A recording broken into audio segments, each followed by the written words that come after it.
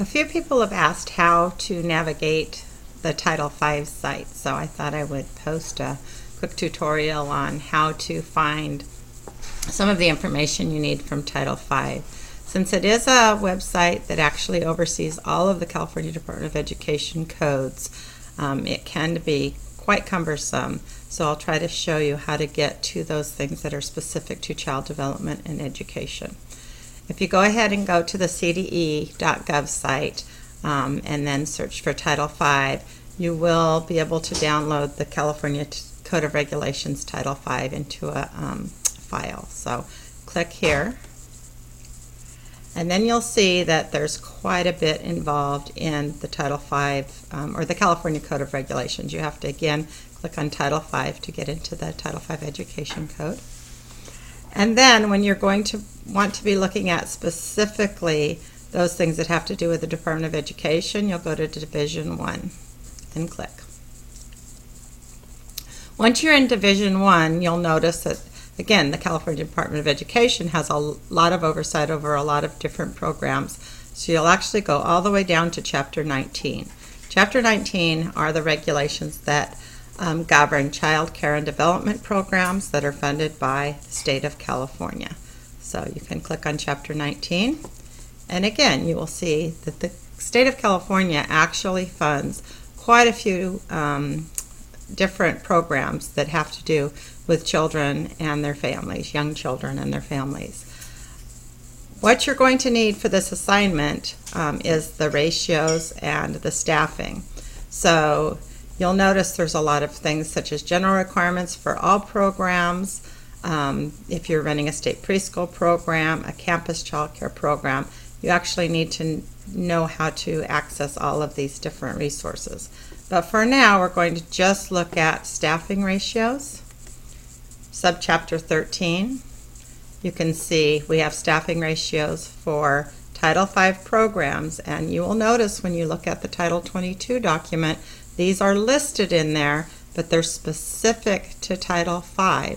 So because they're in the Title 22 document does not mean that they actually apply to Title 22 programs, only to Title V programs. So when you see these ratios for infants, toddlers, preschool, kindergarten, they are based on programs working with state funding, Title V programs. Let's go back, and you can see there's actually the commingling of ages that I asked you to look for, and then you don't have to put this in your chart, but when you can do a ratio variance, and this has to do with being able to go over by 15% for no more than 2 hours in a day. And if you know, 15% is not very much on a 1:8 ratio. That only allows you one more child. So a 1:9 ratio, and not more than 2 hours in an entire day. So this would be if a staff member is running late or a child comes early, it might help you to stay in ratio for those few minutes. As far as qualifications for staffing, you're going to find those under general requirements. And you would be able to go in and look at some of these different areas. The best way to find your staffing qualifications are to look at the permit that I've also posted on our Moodle class page. If you look at the permit, all Title V programs require that anyone left alone with children has a valid child development permit. Also, when you're looking at ratios, remember it's one qualified teacher with a permit to a certain size group. Again, we can look at ratios quickly. So 1 to 3 adult child, that's one adult for every 3 children. One of those adults within a group of 18 children must have the permit. You can actually have, with a group of 18 children, you could have 6 adults and only one would need the permit. However, that would probably not be best practice because that one adult with the permit could not leave any of those other adults alone.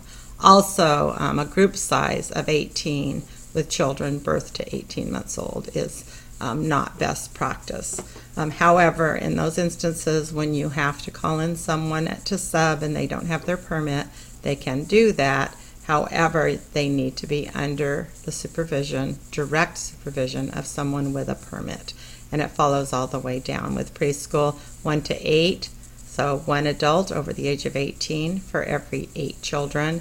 And with a group of 24, one of those adults has to have a valid child development permit, associate teacher or above. And typically, if they are supervising that many other adults, they would need a teacher or master teacher permit.